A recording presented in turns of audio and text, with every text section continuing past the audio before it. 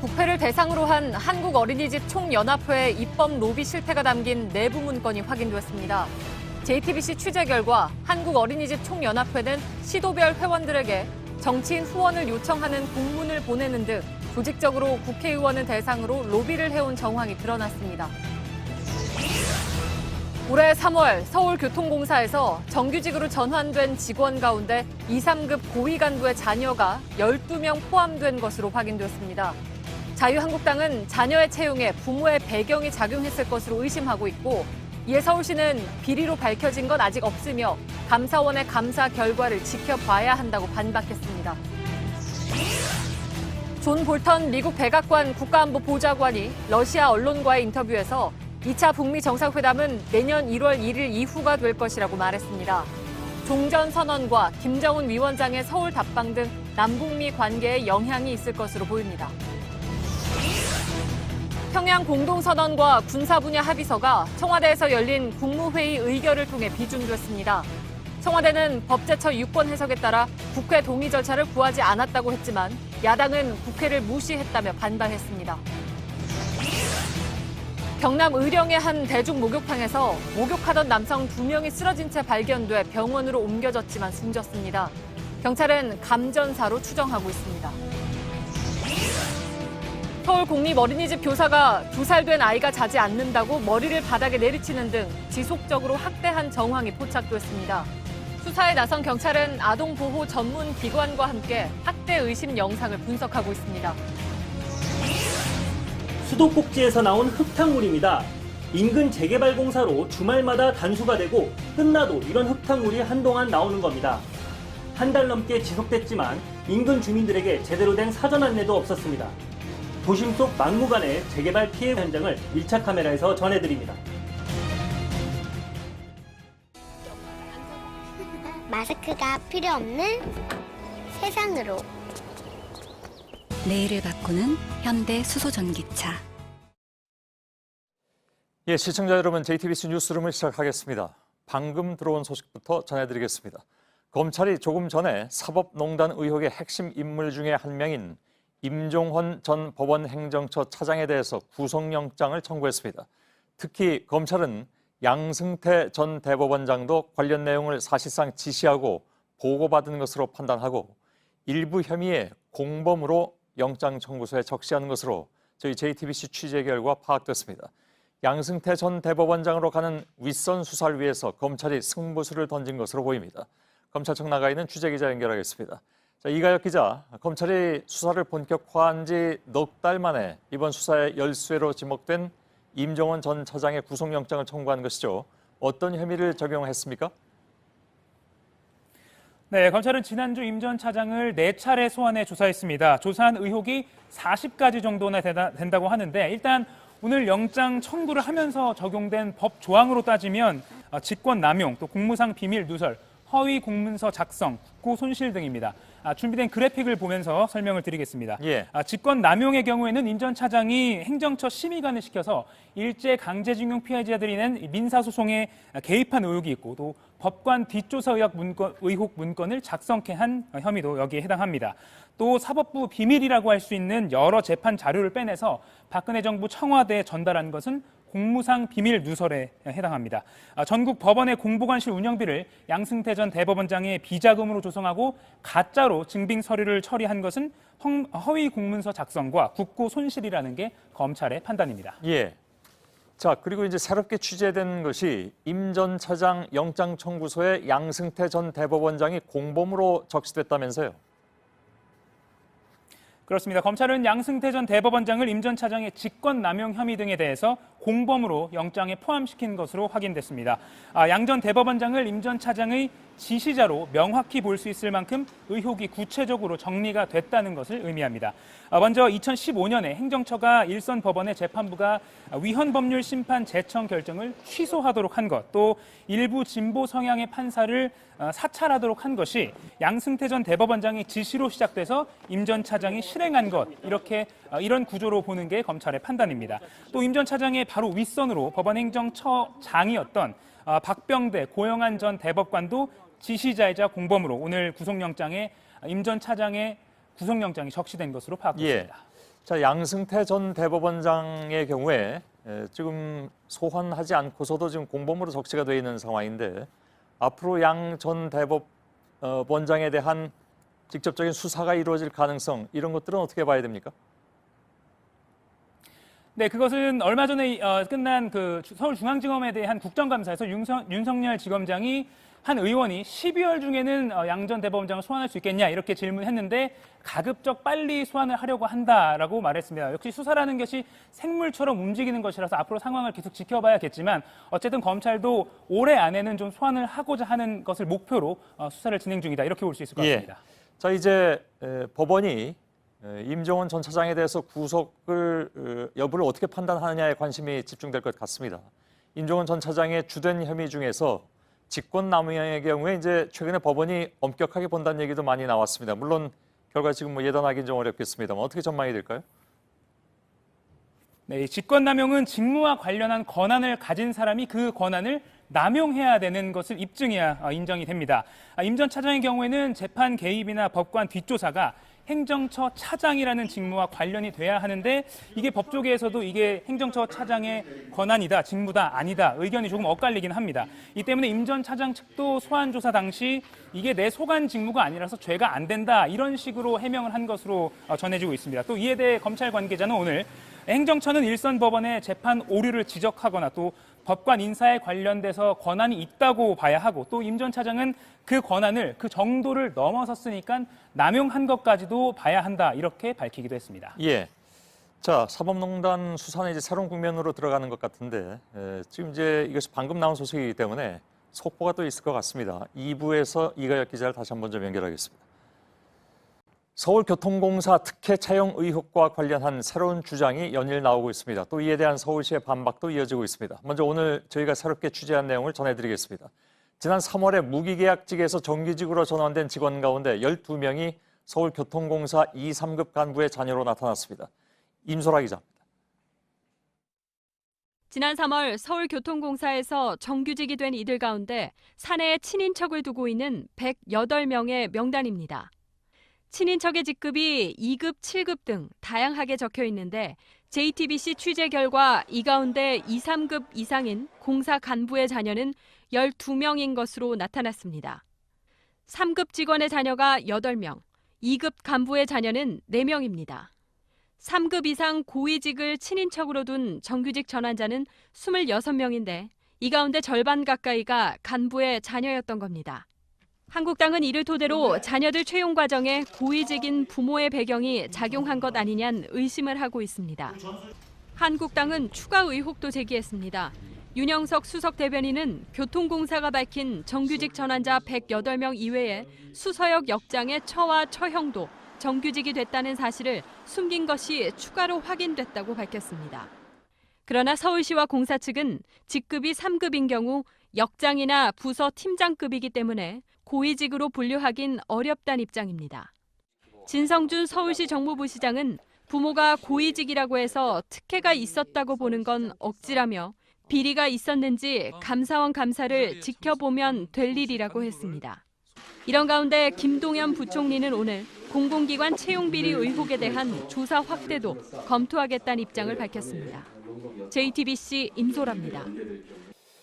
예, 이 모든 내용들은 저희들이 서울시의 부시장에게 직접 질문을 할 수 있을 것 같습니다. 뉴스룸은 오늘과 내일 이틀 동안에 걸쳐서 서울교통공사에 대한 관리 책임이 있는 서울시의 입장 그리고 주로 의혹을 제기하는 쪽인 자유한국당의 입장을 차례로 들어볼 예정입니다. 오늘 뉴스룸 2부에서는 진성준 서울시 정무부시장이 출연합니다. 내일은 자유한국당의 김성태 원내대표가 출연하기로 했습니다. 바로 이 특혜 채용 의혹에 대해서 어제 자유한국당 등 야3당이 공동으로 국정조사 요구서를 제출했죠. 이에 대해서 정의당이 국정조사에 강원랜드 채용 비리도 포함시키자 이렇게 주장을 했는데 바른미래당과 민주평화당 역시 동의하고 나섰습니다. 결국 국정조사를 한다면 서울교통공사와 함께 강원랜드 특혜 채용 의혹도 함께 해야 하는 상황이 됐습니다. 서복현 기자. 공공기관 특혜 채용 의혹에 대한 국정조사를 놓고 한국당과 바른미래당, 평화당이 공조하자 정의당은 새로운 카드를 꺼냈습니다. 강원랜드 채용비리 의혹도 국정조사에 포함시키자고 나선 겁니다. 한국당 권성동, 염동열 의원이 재판을 받고 있는 사건입니다. 바른미래당은 곧바로 정의당의 주장을 받아들였습니다. 강원랜드 채용 비리 등도 함께 조사해야 한다고 주장했습니다. 정의당의 입장을 환영합니다. 민주평화당 역시 찬성한다는 입장입니다. 한국당은 정의당이 물타기를 하고 있다고 비판하면서도 강원랜드도 포함시킬 수 있다는 입장을 내놨습니다. 서슬퍼런 문재인 정권에 검찰이 그만큼 수사를 했는데 모자라면 이 부분도 합시다. 못할 게 없습니다. 그동안 반대해왔던 것과 달리 특혜 채용에 대한 국정조사를 위해서라면 강원랜드 국정조사까지 받아들일 수 있다는 뜻을 보인 겁니다. 사실상 야4당의 압박을 받고 있는 민주당은 일단 공식 입장을 밀어놓은 상황입니다. 우리 당은 이번 국감이 끝난 이후 채용 비리 의혹에 대한 국정조사 수용 여부를 검토하도록 하겠습니다. 이에 따라 국감이 마무리되는 다음 주가 국정조사 성사의 분수령이 될 전망입니다. JTBC 서복현입니다. 국가의 감사를 받는 국립대에서도 채용 비리가 벌어지고 있습니다. 서울과학기술대에서 퇴직한 교직원이 세 딸을 같은 학교 관련 기관에 취업시켰는데 채용 과정이 모두 석연치가 않다는 것입니다. 서울교대의 한 교수는 제자 논문을 그대로 아들에게 넘겨서 대학 진학에 활용했다는 의혹도 나왔습니다. 윤영탁 기자입니다. 서울과기대 전 교직원 K씨는 얼마 전까지 세 딸과 같은 학교에서 근무했습니다. K씨가 대학 산학협력단으로 자리를 옮긴 뒤 이듬해 첫째 딸이 협력단 행정직원으로 채용됐습니다. 2017년엔 둘째 딸과 셋째 딸이 각각 대학 조교와 일용직 근무자로 역시 학교에 들어왔습니다. 그런데 조교 공채에 응시한 둘째 딸은 서류 전형에선 꼴등을 했지만 면접에서 압도적인 점수를 받아 합격했습니다. 서류에서 2배 많은 점수를 받았던 지원자는 1점 차로 탈락했습니다. 첫째 딸이 행정직원 시험을 봤을 땐 없던 토익 점수 배점이 생겼고 셋째 딸의 채용 과정은 모두 비공개였습니다. 과기대 교수들의 회계 업무를 맡아온 K씨는 많은 교수들과 친분 관계가 있던 것으로 알려졌습니다. 서울교육대학의 박모 교수의 제자가 2013년 제출한 석사학위 논문입니다. 그런데 박 교수의 아들이 고등학교 때 외부 학회에서 장려상을 받은 소논문과 제목뿐 아니라 내용도 거의 같습니다. 아들은 2015년 서울 시내 한 사립대 수시전형에 지원하며 이 수상 실적을 자소서에 기재했고 최종 합격했습니다. 개인적인 차원에서 그 자녀의 입학 전형 자료로 제출하는 사항이라서 학교에서 사전에 파악하기 힘든 내용이라고 생각합니다. 교육부는 국감에서 제기된 의혹들에 대해 현장 조사를 벌이고 있습니다. JTBC 윤영탁입니다. 유치원 문제가 터진 데 이어서 최근에 경찰은 어린이집의 이른바 입법 로비 의혹에 대해서 수사를 벌이고 있습니다. 한국어린이집 총연합회 측이 회원들에게 돈을 거둬서 정치인들에게 불법 정치 자금을 전달했다는 의혹이 제기되면서입니다. 보건복지부도 이미 어린이집 2천여 곳에 대한 비리 의혹 조사에 들어간 바 있죠. 이런 가운데 저희 JTBC 취재진이 어린이집 총연합회 입법 로비 정황이 담긴 내부 문건을 입수했습니다. 협회 차원에서 조직적으로 후원금을 보내고 입법을 위한 치밀한 전략을 짠 것으로 드러났습니다. 먼저 박유미 기자의 보도입니다. 김용희 한국어린이집 총연합회 회장이 국공립어린이집 분과위원장 시절인 2013년 회원들에게 보낸 공문입니다. 5월에 보낸 1차 공문에선 당시 국회 보건복지위원회 소속인 여야 의원 5명을 특정해 후원금을 보내라고 요청했습니다. 1인당 10만 원씩 시도별로 총 261명에게 이른바 쪼개기 후원 계획을 전달한 겁니다. 12월엔 2차로 공문을 보내 어린이집 원장 238명 명의의 납부를 독려했습니다. 사비를 객출해서라도 법안을 통과시켜야 하는 중대한 시점이라고 돼 있습니다. 입법 로비 계획이라는 점이 분명히 드러납니다. 비슷한 시기 열린 이사회 회의록엔 선관위에서 문의가 가면 공금이 아닌 객출을 한 것으로 정확하게 답변해달라고 돼 있습니다. 단체의 돈으로는 정치자금을 낼 수 없도록 돼 있는 정치자금법 조항을 신경 쓴 걸로 보이는 대목입니다. 실제 그해 12월에 작성된 내부 문건엔 1차 공문에서 적시한 5명보다 3명 더 늘어난 의원 8명에게 적게는 120만 원에서 많게는 580만 원까지 총 2,760만 원을 후원했다고 보고돼 있습니다. 협회 내부에선 개인 비용이 아니라 연합회 돈으로 후원금을 보냈다는 주장도 나왔습니다. 그 개인이 걷어서 협회로 보냈냐 그랬더니 저희가 돈이 어딨냐, 이거 연합회도 비용으로 갖다가 납부했다. JTBC는 한어총의 정치자금 전달 내용에 대해 선관위에 유권 해석을 의뢰했습니다. 이에 대해 선관위 관계자는 단체가 회원들에게 후원을 강요하거나 회비를 걷어서 후원했다면 정치자금법 위반 소지가 있다고 답했습니다. 후원 대상이었던 의원들의 입장을 들어봤습니다. 의원들은 후원 계좌로 직접 입금하기 때문에 단체 후원인지 알기가 어렵고 관련 단체의 얘기를 들어주는 것은 통상적인 의정 활동이라고 말했습니다. 한어총 김용희 회장의 해명을 듣고자 했지만 연락이 닿지 않았습니다. JTBC 박유미입니다. 국회의원들에게 정치자금을 내는 것은 법적으로는 보장된 일이죠. 다만 특정한 목적을 가지고 더욱이 입법을 대가로 돈을 줬다면 경우는 달라집니다. 한국 어린이집 총연합회 내부 자료를 보면 전달된 후원금 중 일부는 특정 법안 통과를 위한 이른바 핀셋형 입법 로비에 활용됐을 가능성이 커 보입니다. 이선화 기자입니다. 2013년 12월 한국 어린이집 총연합회 국공립 어린이집 분과위원회는 임원 및 분과장들에게 공문을 보냈습니다. 특정 법률안을 거론하면서 위탁제도 개선을 위해 모든 국공립 원장들은 합심해서 행동하자고 말합니다. 대국회 활동 지원금, 즉 후원금을 납부하란 뜻입니다. 언급된 법률안은 같은 해 10월 당시 국회 보건복지위 소속 새누리당 류지영 의원이 대표 발의한 겁니다. 이 법안은 국공립 어린이집 원장의 정년을 65세까지로 하자는 내용이었습니다. 불리한 법안에 대해선 입법 저지에 나섰습니다. 김용익 의원 대표 발의 법률안에 대한 면담 결과라는 제목의 내부 보고서입니다. 당시 복지위 소속 민주당 김용익 의원은 국공립 어린이집의 비리를 막기 위해 위탁을 개인이 아닌 공익법인으로 하자는 내용의 법안을 대표 발의했습니다. 김 의원 역시 한어총의 후원금 대상이었는데 면담 보고서에는 해당 법안을 상임위에 상정되지 못하게 하자면서 상정될 경우 새누리당 차원에서 부결시키도록 추진하겠다고 돼 있습니다. 어떻게든 법안을 폐기시키자는 겁니다. 괄호 안에는 당시 여당 의원실이 협조할 거란 문구도 있습니다.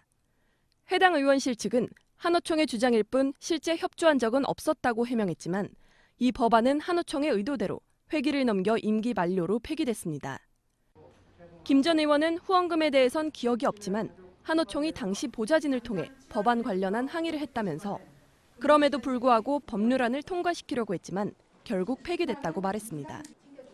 한어총 김용희 회장은 어제 긴급대책회의를 열고 자신을 둘러싼 의혹 제기에 억울함을 토로하면서 법적 대응에 나서겠다는 입장을 밝힌 것으로 전해졌습니다. JTBC 이선아입니다. 방금 전해드린 유착 의혹 외에도 지방의회 의원들이 어린이집과 유치원 대표 등을 겸직하는 일도 있습니다. 어린이집 등은 지방자치단체의 지원을 받기 때문에 지역에서 영향력을 행사할 수 있는 의원들이 겸직까지 하는 것은 명백한 법 위반입니다. 그러나 어린이집과 유치원 대표로 이름을 올리고 있는 지방의원은 20명이 넘는 것으로 파악됐습니다. 신아람 기자입니다. 서울 강북구에 있는 어린이집입니다. 이곳 대표는 현직 강북구 의원 A씨입니다. 최근 구의회가 어린이집 대표에서 물러나라는 사직 권고안을 승인하면서 A씨도 자리를 정리하는 작업에 들어갔습니다. 대표님께서 하기는 하되 지금 당장은 어디 할 수가 없는 상황이 위치가 있죠. 지방자치법은 지방의원이 공공단체의 관리인이 될 수 없도록 정해놨습니다. 정부의 유권 해석에 따르면 어린이집과 유치원은 지자체 지원을 받는 공공단체에 해당돼 지방의원이 원장과 대표, 이사장직을 맡을 수 없습니다. 그런데 취재진이 지난 6.13 지방선거 당선인 명부와 어린이집 정보공시 등을 분석한 결과 지방의원 22명이 해당 지역의 어린이집과 유치원 대표로 이름을 올리고 있었습니다. 전국적으로 광역의원 3명, 기초의원 14명 등 17명이 어린이집 대표로 이름을 올렸고 유치원의 경우 광역의원 1명과 기초의원 4명 등 5명이 대표나 설립자로 신고돼 있습니다. 이들 대부분은 이름만 올렸지 급여를 받거나 운영에 개입하지 않는다고 주장했습니다. 그러나 일부 지방의회에선 해당 의원들에 대한 징계 절차를 논의하고 있습니다. JTBC 신아람입니다. 존 볼턴 백악관 국가안보보좌관이 2차 북미 정상회담은 내년 1월 1일 이후가 될 것이라고 말했습니다. 11월 중간선거 이후가 될 것이라고 트럼프 미 대통령이 이달 초에 밝힌 뒤에 보름이 채 안 돼서 회담 시점이 내년으로 넘어가게 됐습니다. 두 가지 분석이 있습니다. 중간선거의 역량을 결집 중인 트럼프 대통령이 선거의 승패에 따른 상황별 시나리오를 감안해서 속도 조절에 나섰다는 것. 그게 아니라면 대내외 여건이 지지도에 유리하게 작용하면서 북미 정상회담에 급하게 나설 필요가 없다고 판단했을 수도 있습니다. 어느 쪽이든지 간에 남북 간 이루어지는 대화 로드맵에 영향을 끼칠 것으로 보입니다만 청와대는 적어도 지금까지는 크게 개의치 않는다는 입장입니다. 먼저 조택수 기자가 보도해드립니다. 볼턴 보좌관은 트럼프 대통령이 지난 여름 싱가포르에서 김정은 위원장과 회담이라는 전례 없는 일을 했다고 말했습니다. 러시아 라디오 방송과의 인터뷰에서입니다. 이어 대통령이 김정은 위원장을 다시 만나길 고대하고 있다며 아마도 내년 첫날 이후가 될 것이라고 했습니다. 아마도라는 조건이 달렸지만 백악관 측이 공개적으로 2차 북미 정상회담 시기를 내년 이후라고 밝힌 건 이번이 처음입니다. 앞서 익명의 미 행정부 고위 관계자의 발언으로 2차 회담 시기가 내년 1월 1일 이후가 될 것 같다는 보도가 나온 바 있습니다. 트럼프 대통령은 지난 9월 말 머지않아 2차 회담이 열릴 것이라고 분위기를 띄웠다가 이달 초에는 11월 중간선거 이후가 될 것이라고도 했습니다. 이날 볼턴은 김 위원장이 싱가포르에서 했던 완전한 비핵화 약속을 북한이 지키도록 하기 위해 트럼프 대통령은 어떤 일이든 할 것이라고 말했습니다. 백악관 국가안보회의 NSC도 볼턴이 모스크바에서 대북 압박을 유지하기 위한 제재의 중요성을 강조할 것이라고 덧붙였습니다. JTBC 조택수입니다. 북미 2차 회담의 시기는 사실 여러 가지 문제와 맞물려 있습니다. 특히 남북 관계를 풀어가는 데 있어서도 그렇습니다. 무엇보다도 내년 1월 1일 이후라는 것이 구체적으로 어느 때쯤인가도 그리 정확치는 않습니다. 워싱턴 잠깐 연결하겠습니다. 김현기 특파원, 내년 1월 1일 이후라면 언제쯤인지 또 이렇게 말한 것이 일종의 압박용이 아닌가 하는 의문들도 나왔습니다. 예, 이곳이가 어제 저녁에 볼턴 보좌관의 발언이 전해진 다음에 워싱턴의 외교소식통으로부터 구체적인 이야기를 들을 수 있었는데요. 이 관계자는 볼턴 보좌관은 이날 러시아 라디오 인터뷰에서 정상회담 시기를 밝힐 것이다. 이렇게 관련 국가에 사전에 예고를 했었다고 말했습니다. 즉 트럼프 행정부 내에서 충분히 협의를 거친 공식화된 발언이란 의미입니다. 따라서 북한을 압박하기 위한 전술적 발언이란 성격은 약하다고 봐야 할 겁니다. 예.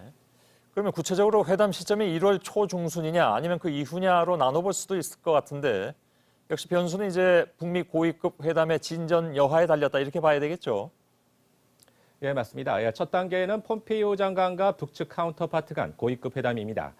지난 1차 정상회담 성사 직전에 김영철 부위원장의 전례처럼 북한 인사의 백악관행이 이뤄지는 식으로 협의가 전격성을 띈다면 1월 초선 개최에 청신호일 수 있습니다. 하지만 일단 정상회담 시기가 미뤄진 만큼 비핵화의 실체적 구체적 조치를 깊숙이 논의하는 건 역시 비건 최선의 라인에서 이뤄질 것으로 보입니다. 예, 폼페이오 국무장관이 지난주에 앞으로 열흘쯤 이내 그러니까 역선을 하면 다음 주까지는 자신과 북한 카운터파트 간의 회담이 이루어질 것처럼 얘기를 했었는데 그게 좀 주목받기도 했었습니다. 그건 어떻게 봐야 되겠습니까? 예, 트럼프 정부는 그와 관련해 명확한 입장을 아직까지도 내놓고 있지 않습니다. 다만 미 정부 관계자는 북미 간의 협의가 계속 진행 중이나 결과는 두고 봐야 할 것 같다고 말했습니다. 바꿔 말하면 일단 열흘 뒤라고 말은 했지만 시기는 아직 확정을 못하고 있는 것으로 보입니다. 일각에서는 당초 이달 31일 워싱턴에서 한미 외교국방장관 간 회담, 이른바 2+2 회담이 예정돼 있었는데 일단 국방장관 간 회담을 먼저 하고 외교장관 회담은 뒤로 미룬 이유가 이와도 관련이 있는 것 아니냐는 관측이 나옵니다. 예. 상황에 따라서는 중간선거일인 6일 이후로 미룰 가능성도 제기됩니다. 고위급 실무회담이 수년되는 경우라면 2차 정상회담은 1월 초중순을 넘길 가능성도 배제할 수 없는 대목입니다. 예. 자, 이제 문제는 미국이 나름대로 자신들의 로드맵을 세운다 하더라도 한국 정부는 한국 정부대로 남북 간 관계 로드맵을 세워놓고 있는 상황이지 않습니까? 예를 들면 김정은 국무위원장의 연내 서울 답방 문제라든가 이런 것들이 다 맞물려 있는 상황인데 미국의 이런 입장이 남북 관계 문제는 어느 정도 영향을 끼칠 거라고 보고 있습니까? 예, 트럼프 행정부는 다음 달 6일 중간선거 이후 12월까지는 선거 결과에 따른 개각, 의회 전략 제술이 카슈크지 살해 사건으로 촉발된 중동 외교에 역량을 집중해야 할 상황입니다. 1순위가 아닌 북미 대화를 굳이 서두를 필요가 없는 정치 지형이란 것이죠. 대내 여건상 속도 조절이 불리하지 않은 국면일 수 있습니다. 이런 상황에서 미국은 남북 간 대화 로드맵에 속도 조절을 요구할 가능성이 있습니다. 실제 이곳 시간 어제 이도훈 한반도 교섭본부 장과 비건 대표간의 회담이 있었는데요. 이 자리에서도 남북 철도 연결 사업과 관련한 최종적인 합의는 이루어지지 않은 것으로 전해졌습니다. 예. 일단 현지 조사 같은 기초적 작업은 진행을 시키되 대북 제재에 저촉될 수 있는 활동에 대해선 시간을 두고 추진될 가능성도 제기됩니다. 예. 한 가지만 더 질문하겠습니다. 이게 사실 제일 중요한 궁금한 질문이기도 한데 대개 이제 중간 선거에서 상원은 몰라도 하원은 의석을 뺏긴다. 그러니까 집권당이 그런 얘기들이 많이 있어 왔습니다. 역사적으로 그랬고. 근데 이번에는 트럼프의 지지율이 계속 올라가고 있다고 해서 어떻게 현재에서 예상하고 있습니까? 짧게 좀 답변해 주시죠. 예, 현재로서 각종 여론조사 결과 하원은 야당이 민주당이 장악할 것으로 보는 여론조사가 많습니다. 예. 다만 막판 최근에 월스트리트저널의 여론조사에서도 트럼프 대통령의 지지율이 47%로 취임 후 사상 최고치를 기록한 만큼 막판 뒤집기에 성공할 것이란 분석도 나오고 있는 상황입니다. 예, 알았습니다. 지켜보도록 하죠. 예, 김현기 특파원이었습니다. 이런 가운데 문재인 대통령은 국무회의를 열고 지난달 남북 정상회담에서 합의한 평양 공동선언과 관련해서 군사 합의서를 비준했습니다. 남북 관계를 제도적으로 뒷받침해서 비핵화를 촉진하겠다는 것이 청와대 설명입니다. 그러나 야당은 지난 4월 판문점 선언과 달리 국회 동의 절차를 무시했다면서 반발했습니다. 이서준 기자입니다. 문재인 대통령이 9월 평양 공동선언과 이에 딸린 군사 분야 합의서를 각각 국무회의에서 심의 의결한 뒤 비준했습니다. 우리 국민들의 생명과 안전을 보호하는 길일 뿐만 아니라 한반도 위기 요인을 없애 우리 경제에도 도움이 될 것입니다. 2차 북미 정상회담이 늦어지는 과정에서 남북 관계에 속도를 내 비핵화 과정을 견인하겠다는 뜻으로 해석됩니다. 다만 청와대는 지난 4월 남북이 합의한 판문점 선언과 달리 이번엔 국회에 비준 동의를 요청하지 않았습니다. 판문점 선언과 달리 평양 공동선언은 막대한 예산이 들지 않고 관련 입법도 필요 없다는 이유입니다. 헌법상 국회는 국민에게 재정적 부담을 지우거나 입법이 필요한 조약 등에 대해서 비준 동의권을 갖습니다. 법제처는 평양 공동선언이 이미 국회 동의 절차를 밟고 있는 판문점 선언의 후속 합의이고 군사합의서는 재정적 부담이나 입법이 필요한 조약이 아니라며 국회 동의가 없어도 된다고 유권 해석을 했습니다. 그러나 자유한국당은 국회를 무시했다며 남북관계 개선을 문 대통령과 여당만 독점하겠다는 인식이라고 비판했습니다. JTBC 이서준입니다. 네, 서울 강서구 PC방 살인 사건이 일어난 현장에는 많은 이들의 발걸음이 이어지고 있습니다. 잔혹한 범죄에 공분하면서 피해자를 추모하는 편지 글과 국화꽃이 쌓였습니다. 가해자 김성수를 엄하게 처벌해달라는 청와대 국민청원에는 100만 명 넘는 시민들이 동참했습니다. 이상엽 기자입니다.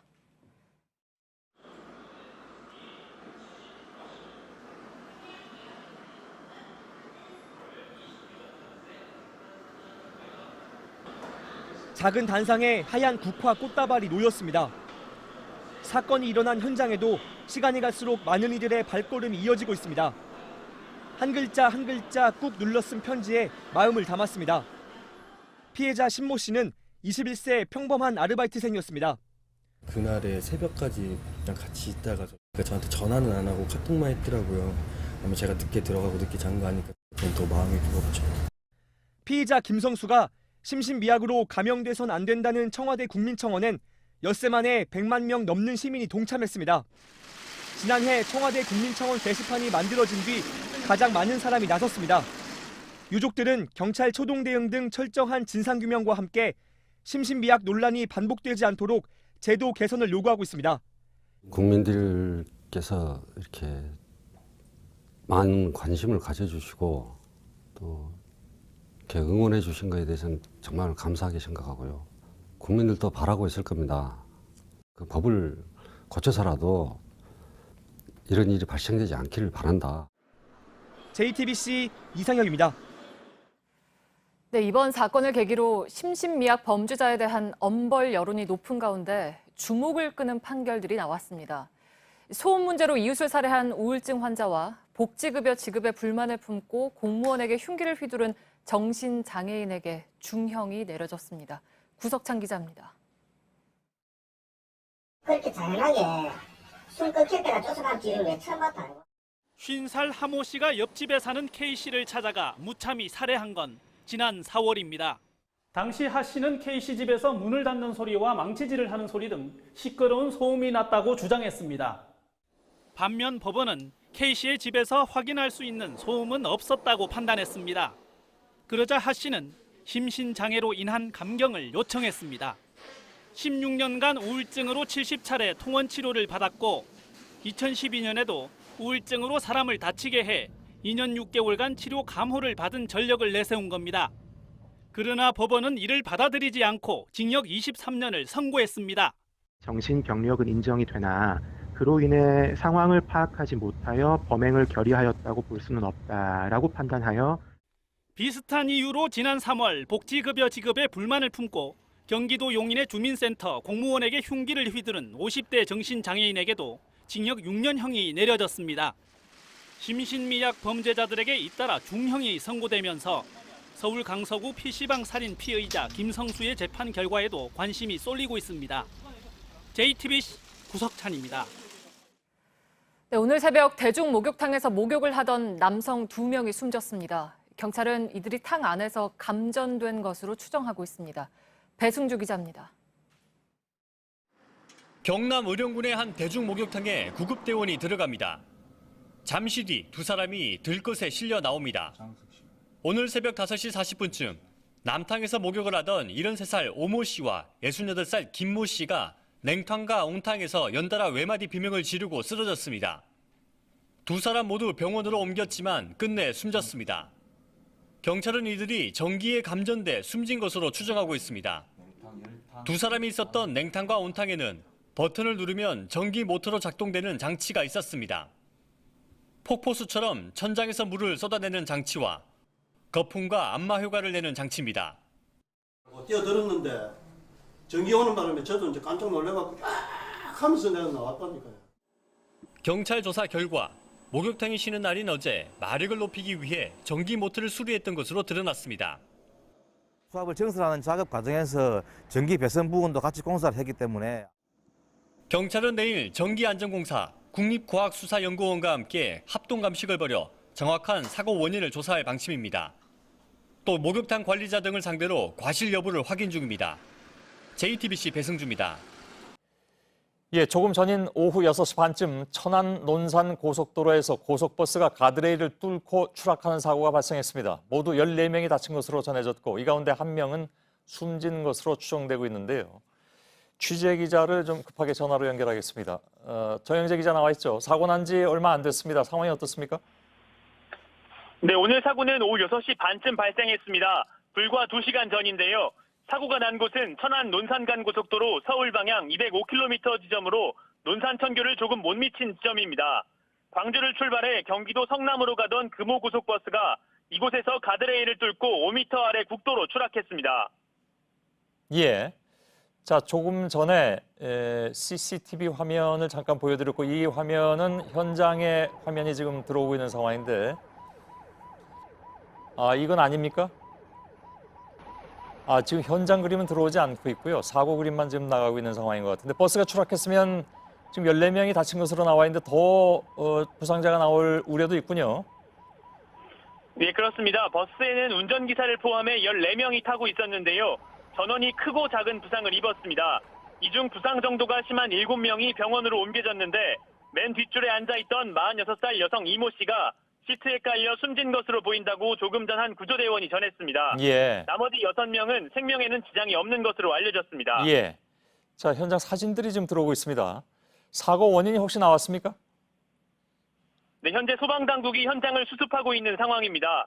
경찰에 따르면 고속버스가 논산천교를 조금 앞둔 지점을 달리던 중 앞서가던 화물차가 바닥에 떨어진 화물을 보고 급히 차선 변경을 했고 뒤따르던 버스는 이를 피하지 못한 채 중심을 잃고 도로변 가드레일을 들이받았다고 합니다. 예. 졸음운전인지 아니면 차량 결함인지 등 정확한 원인은 경찰이 좀 더 조사를 해봐야 할 것으로 보입니다. 예. 자, 지금 사고가 일어난 지 얼마 되지 않은 상황에서 여기도 지금 또 다른 소식이 들어올 것 같은데 마저 취재해서 이따가 시간이 된 대로 전해주길 바라겠습니다. 정영재 기자가 전해드렸습니다. 오늘 다시 코스피 지수가 2% 넘게 급락했습니다. 싱가포르 국부펀드를 포함한 외국인들이 매물을 쏟아내는 것이 결정타였다고 합니다.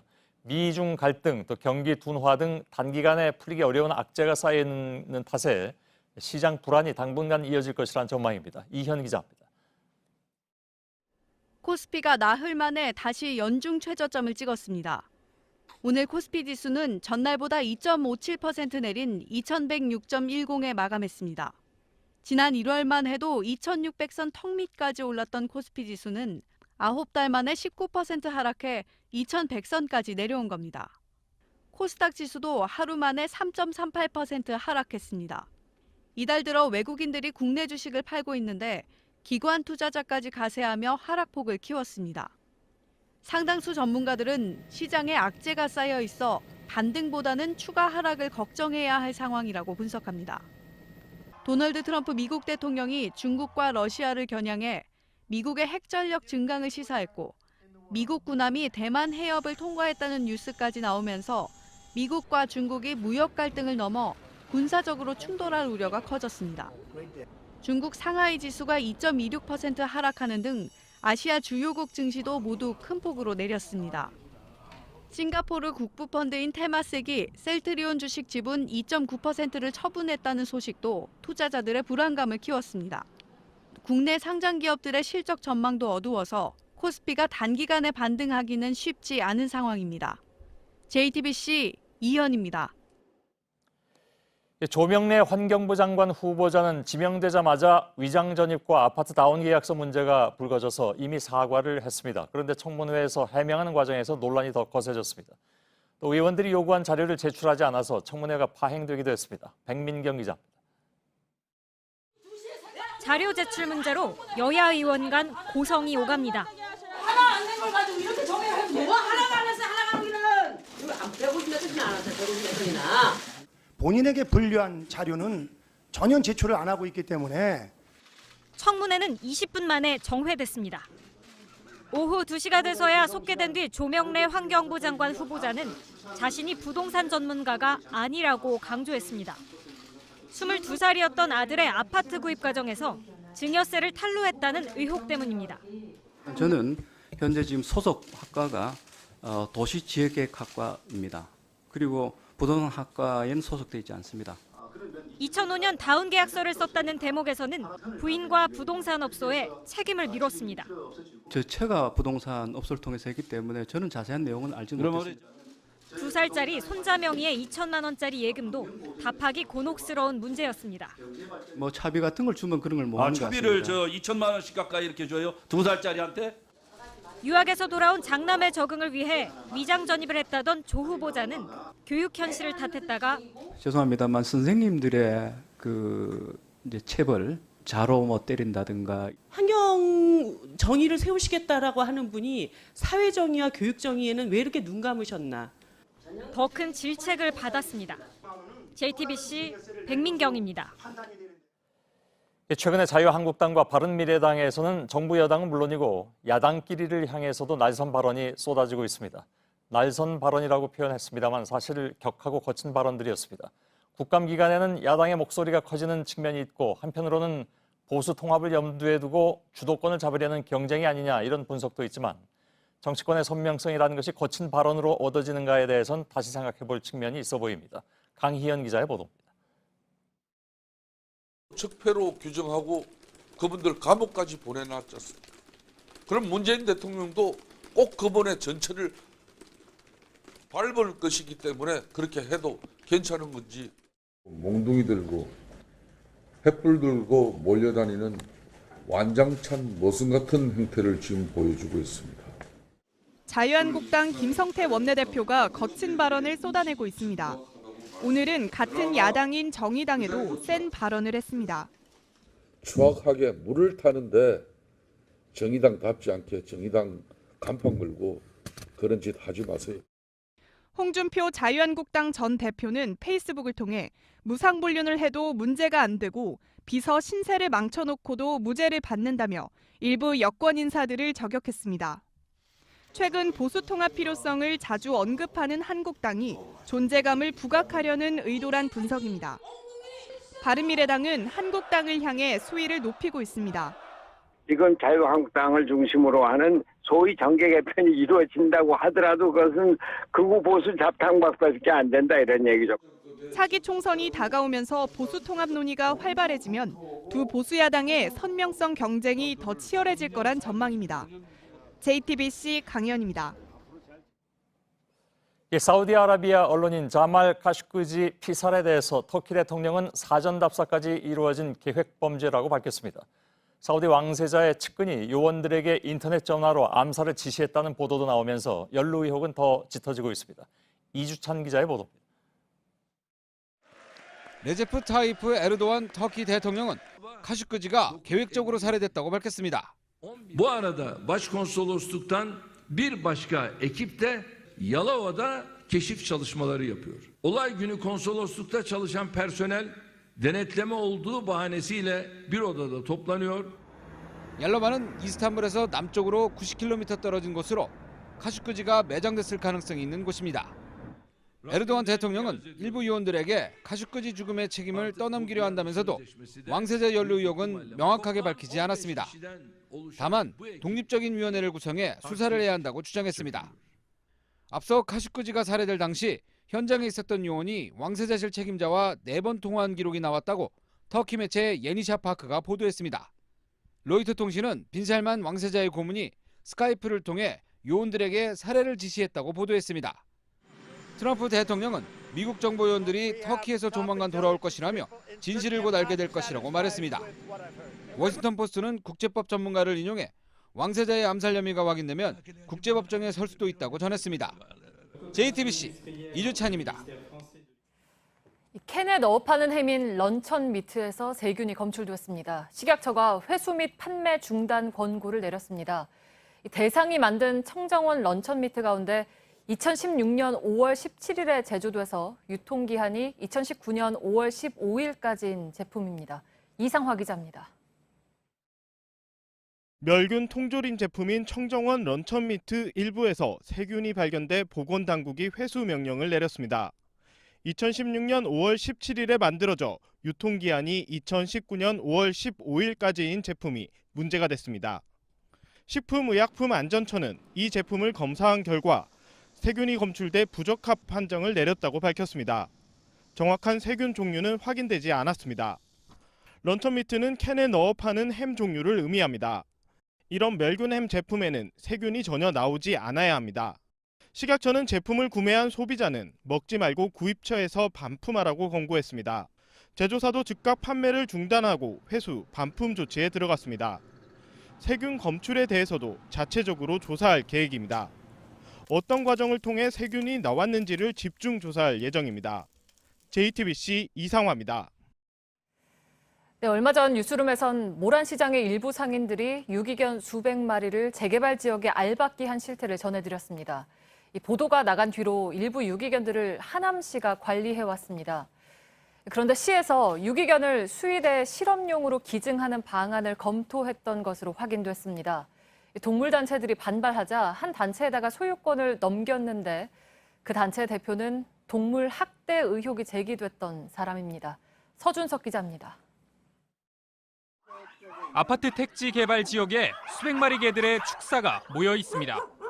보상을 노린 모란시장 일부 상인들이 방치한 개들입니다.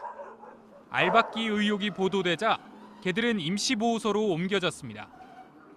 당시 구조된 200여 마리 가운데 아직 새 주인을 찾지 못한 개들은 여기 30여 마리입니다. 비교적 깨끗하고 넓은 환경 속에서 보호를 받고 있지만 여전히 인기척에 놀라 저렇게 구석에 숨어 있기도 합니다. 그런데 하남시가 일부 개들을 수의대의 실험용으로 기증하는 방안을 검토한 것으로 확인됐습니다. 수과대학에서 교육용으로 필요한 부분에 대해서는 저희들이 유연하게 생각을 해볼 수 있지 않나 이런. 동물보호법에 따르면 유기동물을 대상으로 실험을 할 수 없습니다. 하남시는 시민단체의 제안을 검토했을 뿐이라며 지금은 해외 입양을 위해 관련 단체에 개들을 넘겼다고 해명했습니다. 그런데 해당 단체는 시로부터 개들을 넘겨받은 당일에야 도청에 단체 등록을 마쳤습니다. 미국에 지사가 있다고 소개하지만 반드시 등록 절차를 거쳐야 되는 미 국세청 홈페이지에는 해당 단체를 찾을 수 없습니다. 단체 대표 김모 씨의 경우 과거 다른 보호단체를 운영하면서 동물 학대 논란에 휘말리기도 했습니다. 그냥 하루 이틀 있은 게 아니고 한 달이 넘게 있던 자체야. 안 치워. 그 눈 다친 애도 그렇게 다쳐 있어도 치료가 안 된 거야. 김 씨는 과거 전염병으로 죽은 개들을 시가 직접 치울 때까지 기다린 것이라며 해외 입양도 정상적으로 추진하고 있다고 해명했습니다. JTBC 서준석입니다. 네, BMW가 또 대규모 리콜을 발표했습니다. 지난 7월 차량 화재 때문에 10만여 대를 리콜한 지 석 달 만입니다. 이번엔 BMW 118D와 미니쿠퍼 디젤 모델 등 6만 5천여 대가 대상입니다. 1차 때와 합하면 17만 대가 넘습니다. 박영우 기자입니다. 이번 리콜도 화재 위험 때문입니다. 1차 리콜 때 빠졌던 BMW 118D 등 52개 차종 6만 5천여 대가 대상입니다. 2011년 5월부터 지난해 5월까지 생산된 차량인데 특히 미니는 모든 디젤 모델이 해당됩니다. 당초 BMW는 이들 차량은 520D 등과 엔진이 달라 불이 날 가능성이 낮다고 리콜에서 제외했습니다. 하지만 지난달 128D에서 불이 나 민간 합동조사단이 조사하는 과정에서 똑같은 문제가 발견된 겁니다. 밸브에 침전물이 쌓이고 구멍이 뚫리는 등 배기가스 재순환 장치 EGR 결함입니다. 이 때문에 부실 리콜 지적이 나옵니다. 국토부는 BMW가 리콜 대상을 은폐하거나 축소했는지 철저히 따져보겠다고 했습니다. BMW 측은 불이 날 가능성이 낮지만 최대한 안전을 고려해 이번 리콜을 했다고 강조했습니다. 하지만 일부 전문가들은 이번 리콜로도 부족하다고 주장합니다. 2011년 이전에 제작된 차량에서도 문제가 된 부품이 사용됐다는 겁니다. 2009년부터 같은 EGR 시스템과 그 알고리즘을 쓴 걸로 제가 알고 있거든요. 그런 부분도 정부가 좀 더 면밀하게 조사를 해야 된다고 보고 있어서 이번 리콜은 다음 달 26일부터 시행됩니다. JTBC 박여우입니다. 네, 국내 유명 브랜드의 농구공에서 중금 속인 납이 2207ppm이나 검출됐습니다. 그런데 이 농구공의 유해 성분 기준은 어디에도 없습니다. 어린이 용품을 규제하는 특별법의 납 기준치로 보면 7배가 넘습니다. 오효정 기자입니다. 농구공 표면에 기기를 갖다 대자 모니터에 2207ppm이란 숫자가 표시됩니다. 이 브랜드의 다른 모델에서는 최고 2936ppm의 납 성분이 측정됐고 또 다른 모델에선 카드뮴이 나왔습니다. 납은 신경 독성 물질로 IQ 저하나 뇌 발달 장애 그리고 ADHD 등을 일으키는 유해한 화학 물질이어서요. 두 가지 모델에선 환경 호르몬인 프탈레이트도 기준치 이상 검출됐습니다.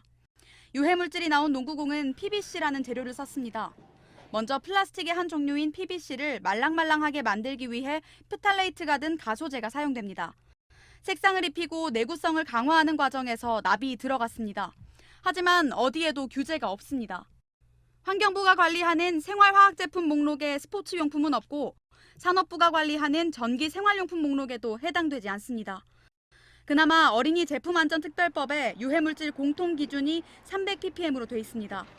이 기준을 적용하면 이번에 검출된 납 농도는 7배가 넘지만 어린이용품이 아니어서 규제 대상이 아닙니다. 우리가 많이 만지고 접촉하는 스포츠용품에 대해서 이번 기회에 좀 규제를 신설해야 됩니다. 제조업체 측은 2년 전 이런 성분이 검출되는 걸 알았지만 법규가 정비되지 않아 아직 공정을 바꾸진 않았다고 밝혔습니다. JTBC 오효정입니다. 네, 오늘 중부지방에 우박과 함께 소나기가 쏟아졌습니다. 중국발 미세먼지가 서풍을 타고 본격적으로 한반도를 뒤덮는 시점이었는데 잠시나마 먼지 농도를 낮춰줬습니다. 박상욱 기자입니다. 갑작스런 소나기에 시민들이 돗자리와 비닐을 쓰고 비를 피합니다. 와, 이거 어떡하냐? 용인과 안성, 평택, 화성 등 경기도 일대엔 낮 한때 비와 함께 우박이 쏟아졌습니다. 가을로 접어들어 떨어진 기온에 천둥 번개까지 일면서 구루말갱이가 투명한 얼음이 된 겁니다. 미처 우산을 준비 못한 이들에겐 얄궂은 비였지만 미세먼지를 씻겨내는 중요한 역할을 했습니다. 수도권과 전북 등 서쪽 지역의 초미세먼지 농도는 오전 내내 나쁨 수준을 유지하다 비와 함께 뚝 떨어졌습니다. 특히 서울과 경기, 전북에선 초미세먼지 농도가 정점을 찍었을 때 비가 내렸습니다.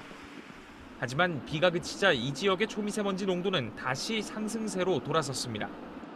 소나기로 초미세먼지 농도가 잠시 떨어졌지만 중국발 먼지는 내일 아침까지 한반도에 영향을 미칠 전망입니다. 한편 기상청은 올겨울엔 다소 따뜻할 것이란 장기 전망을 내놨습니다. 11월과 12월의 월 평균 기온은 평년과 비슷하고 1월은 평년과 비슷하거나 높을 전망입니다.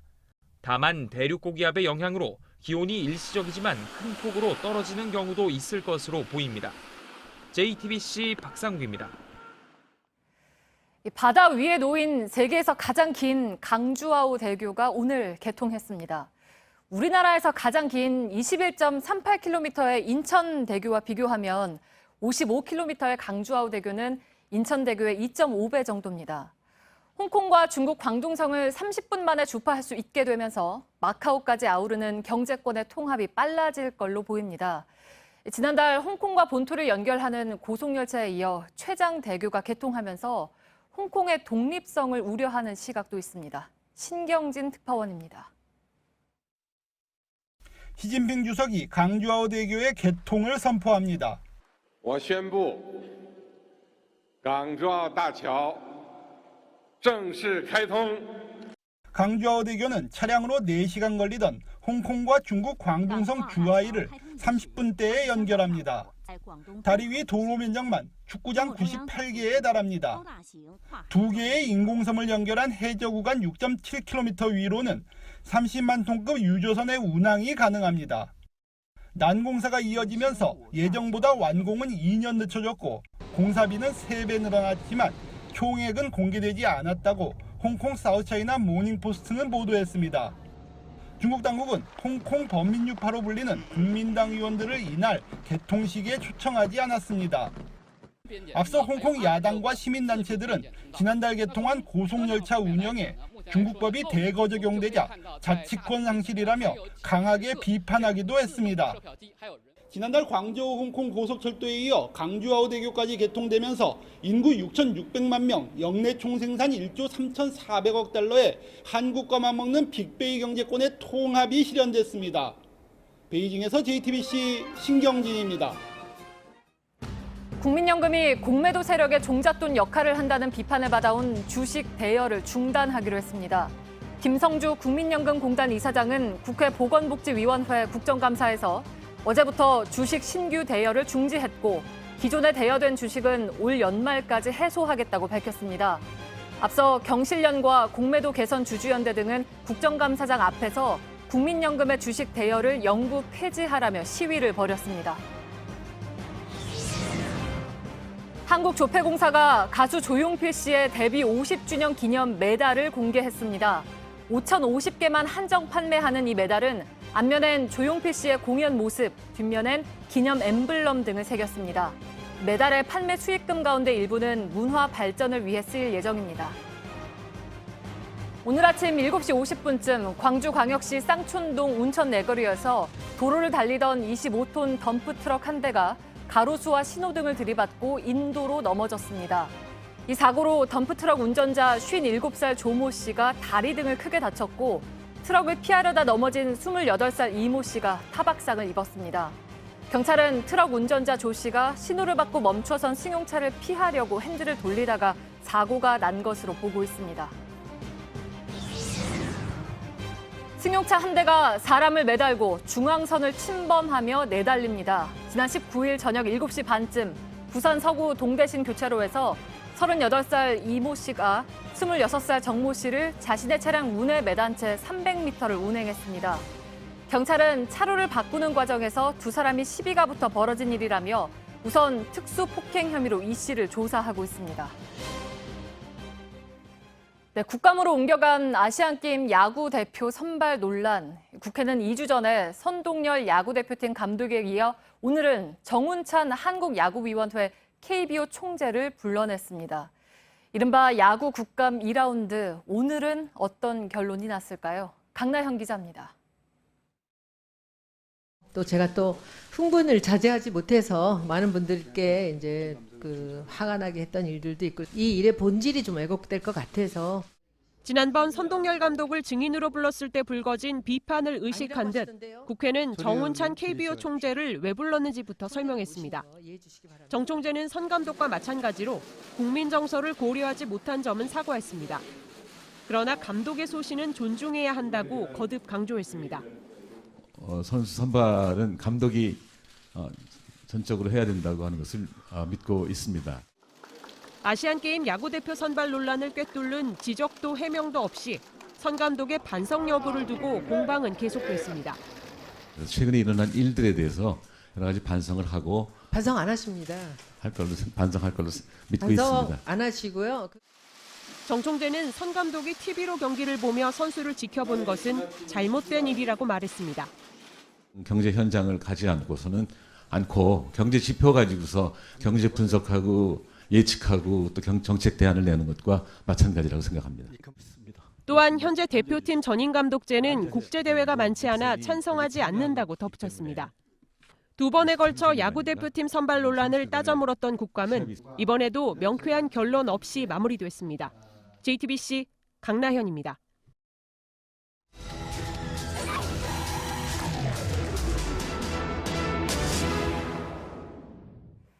네, 부산의 한 대형 재개발 공사 현장 주변에서 주말이면 수돗물이 끊기는 일이 반복되고 있습니다. 단수가 끝나면 흙탕물이 나오는 상황도 되풀이됩니다. 주민들은 한 달 넘게 불편을 겪고 있는데 제대로 된 안내나 사과는 없다고 말합니다. 밀착 카메라 손광균 기자입니다. 변기와 수도꼭지에서 흙탕물이 나옵니다. 세탁기에서 나오는 물도 누렇습니다. 지난 13일 6시간 넘게 이어진 단수 직후 한 주민이 촬영한 영상입니다. 이 집에서 지난주 단수가 끝난 뒤에 받아놓은 물입니다. 이런 흙탕물이 1시간 반 넘게 나왔다고 하고요. 마지막으로 단수가 끝난 지 일주일이 넘었지만 변기통 바닥에는 이렇게 모래 입자가 쌓여 있습니다. 단수는 2달 전부터 주말마다 반복되고 있는 상황. 주민들은 요리나 빨래는 물론이고 간단히 씻는 것조차 할 수 없다고 입을 모읍니다. 아침에 9시부터 3시 40분까지 단수가 됐어요. 단수 때 어쩔 때는 너무 이래 오래 안 나오니까 뭐 화장실도 저 마트에 가고 뭐 뭘 또 사다 먹고 이래 되는 거예요. 단수 현상은 주택가 바로 옆 재개발 구역에서 철거 공사를 하던 지난 8월 말부터 시작됐습니다. 2021년 말 3,800세대 규모의 아파트 단지가 입주 예정인데 지금은 조합과 계약을 맺은 건설업체가 기반 공사를 진행 중입니다. 여기서 공사할 때마다 이게 단수가 되는 거야. 이러니까 헛물이 나보다 계속. 피해를 입는 곳만 최대 200세대에 달하지만 단수 전후 안내도 이루어지지 않고 있습니다. 옆에 할매 집에는 가스만 물이 안 나온다고 샀거든. 하면 나도 물이 안 나온다 이래서 진영할 때 되면 물이 이제 깨끗하고. 공사 관련 내용을 작게 붙여놓은 게 전부입니다. 공사장 바로 앞인데요. 전봇대에는 이렇게 방음시설을 설치한다는 안내는 붙어 있습니다. 이 밑에는 상수도 주변으로 공사를 하는 흔적이 보이는데요. 그런데 어디에도 단수에 대한 안내는 찾아볼 수가 없습니다. 해당 조합은 공사 중 상수도 간에 문제가 발생한 사실을 인정하면서도 더 이상 단수가 없을 것이라고 주장했습니다.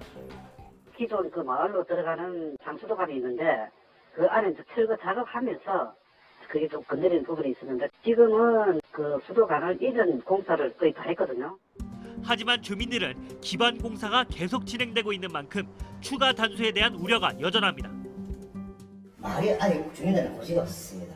저희들이 전화해가지고 확인했잖아요. 이게 주민들도 모르고 상수도 사건도 모르고 다 모르는 거예요. 저희들만 아는 거예요. 부산시 상수도 사업본부가 제대로 안내와 관리를 하지 않았다는 목소리도 나옵니다. 말이 안 되는 게 무슨 여기가 무슨 시골 마을도 아니고 스피커를 달아주는 것도 아니고 안 달린 집이 더 많을 텐데 그렇게 공지를 한다는 건 실제 홈페이지에 접속해 단수 안내 내용을 확인해도 이 지역 정보는 없습니다. 그 지역에 지금 3번의 이제 단수가 있었거든요. 혹시 10월 13일은 들어가 있지 않나요? 10월 13일도 지금 여기 쓰려고 제가 있네. 예. 그러면 4번 있었던 거죠? 그렇지. 예. 취재 이후 해당 사업본부는 공사로 인한 주민들의 불편 상황을 확인했다며 안내와 홍보를 강화할 계획이라고 밝혔습니다. 이번 주말, 그 다음 주말도 수돗물이 나올지 혹은 흙탕물이 나올지는 주민 아무도 모릅니다. 인근 주민 불편을 당연시하는 재개발을 이제는 바꿔야 하지 않을까요? 밀착 카메라 손광균입니다. Just a young gun with a quick fuse. I was uptight, wanna let loose. I was dreaming of bigger things and wanna leave my old life behind. Thunder, feel the thunder. Lightning and the thunder. Thunder, thunder, feel the thunder. Lightning and the thunder. Thunder, thunder, feel the thunder. All new Compass, Jeep. 예, 오늘 기사가 워낙 넘쳐나기 때문에 앵커 브리핑은 생략하도록 하겠습니다. 잘 준비해서 내일 전해드리도록 하겠습니다. 자, 넘쳐나는 뉴스 중에 첫 번째는 서울중앙지검에서 나오고 있습니다. 일부에서 전해드린 대로 검찰이 오늘 저녁에 임종헌 전 법원 행정처 차장에 대한 구속영장을 청구했죠. 영장에는 양승태 전 대법원장과 2명의 전직 대법관도 공범으로 적시되어 있습니다. 이것이 저희들이 일부에서 취재한 내용이었습니다. 넉 달에 걸쳐서 사법농단 의혹을 수사 중인 검찰이 승부수를 던진 셈이라고 봐야 될 것 같습니다. 일부에선 영장을 청구하자마자 소식을 전해드렸기 때문에 그 사이에 추가로 취재된 내용들이 더 있습니다. 이가혁 기자를 서울중앙지검으로 연결하겠습니다. 자, 전직 대법원장과 대법관들이 구속영장에 이렇게 공범으로 적시되는 일은 그야말로 사상 초유의 그런 상황입니다. 구체적으로 어떤 혐의들이 공범으로 적힌 겁니까? 네, 일단 임종헌 전 차장의 영장에 담긴 혐의는 직권남용, 또 공무상 비밀 누설, 직무유기, 특가법상 국고손실, 또 위계에 의한 공무집행 방해, 허위 공문서 작성 및 행사 등입니다. 꽤 여러 가지네요. 이 같은 혐의 상당수가 양승태 전 대법원장과 행정처장이었던 박병대, 고영한 전 대법관이 공범으로 적시가 된 건데요. 예. 일단 양 전 대법원장은 일부 진보 성향 판사의 사찰을 지시하고 또 일선 지법에서 내린 위헌 법률 심판 제청, 그러니까 이 사법부가 자신들이 내린 법률을 해석한 것이 위헌인지 여부를 가려달라고 신청하는 것인데 이걸 취소하도록 일종의 재판 개입 등을 지시한 당사자로 봤습니다. 그러니까 다시 말해서 직권남용의 공범으로 본 겁니다. 또 추가로 취재한 바에 따르면 이 박병대 전 대법관은 박근혜 전 대통령의 비선 의료진이라고 불리는 박채윤 씨의 이 특허 소송 관련 정보를 빼내도록 지시한 혐의, 그리고 고영한 전 대법관은 법관 사찰과 또 이른바 부산 법조비리 사건에서 이 건설업자의 재판에 개입한 혐의의 공범으로 이번 임종헌 전 차장의 구속영장 청구서에 적시가 돼 있습니다. 예. 자, 공범으로 적시된 내용을 보면 상당히 좀 위중한데, 물론 이것은 이제 검찰이 그렇게 판단해서 넘긴 것이니까 법원이 또 판단을 하긴 해야 되겠습니다만은 지금 그 임종헌 전 차장의 혐의 중에서 핵심이라고 하면 바로 이제 사법행정권을 남용했다. 다시 말하면 직권남용이 되는 것이죠. 물론 이제 이를 두고 그 논란이 일고 있긴 합니다만은 검찰이 이걸 영장까지 청구한 배경은 뭐라고 봐야 될까요? 네, 검찰은 이 고위 판사가 다른 일선 판사에게 한 지시, 그러니까 이 법원행정처 내부에서 발생한 이 재판 거래 의혹부터 일선 재판 개입까지 이 상당수 의혹이 직권남용에 해당한다 이렇게 보고 있습니다. 이 행정처의 주어진 권한을 넘어서서 정도를 넘어서서 남용했다 이렇게 판단할 수밖에 없다는 게 검찰의 입장입니다. 예, 물론 임 전 차장의 입장은 검찰과는 다르겠죠? 그렇습니다. 이 부분에 대해서 임 전 차장 측은 부적절하고 비판을 받을 소지는 있을 수 있지만 제기된 혐의들이 행정처 차장의 직무 범위에 있지 않기 때문에 범죄가 성립되진 않는다, 죄가 되진 않는다 이렇게 검찰에 소명하고 있는 것으로 전해집니다. 예. 자, 결국 뭐 말씀드린 대로 법원이 판단을 하게 될 텐데 어떻게 전망들을 하고 있습니까? 네, 이 최근 이명박 전 대통령 사건 등에서 이 직권 남용이 성립되기 위해서 필요한 이 직무 범위를 상당히 좀 좁게 해석하는 경우가 있습니다. 법원은 이전 대통령 사건의 경우에 대통령 취임 전부터 이루어진 범죄 혐의, 대통령 취임 전부터 임기까지 이루어진 이 범죄 혐의에 대해서는 대통령이 직무 범위에 해당하지 않는다면서 무죄를 판단하기도 했습니다. 이 때문에 법원이 이번 사법농단 의혹 관련 사안에 대해서도 직권남용을 직무 범위를 상당히 엄격하게 적용하는 것 아니냐 이런 분석도 나오기도 했습니다. 일단 검찰은 영장실질심사 결과를 보고 향후 수사 방향을 결정한다는 방침입니다. 예, 그러면 그 영장실질심사는 언제 합니까? 네, 아까 뉴스룸 시작 직전에 영장 청구가 됐기 때문에 법원이 영장실질심사 일정을 아직 정하진 않았습니다. 통상 이 사나흘 안에는 열리는 점을 감안하면 임 전 차장의 구속 여부는 이번 주 내로는 결정이 될 것으로 보입니다. 임 전 차장의 구속 여부는 벌써 이 4개월 동안 이어진 이번 사법농단 의혹 수사가 이번 올해 안에 끝날지 아니면 다음 해로 넘어갈지를 판가름하는 가늠자가 될 것으로 보입니다.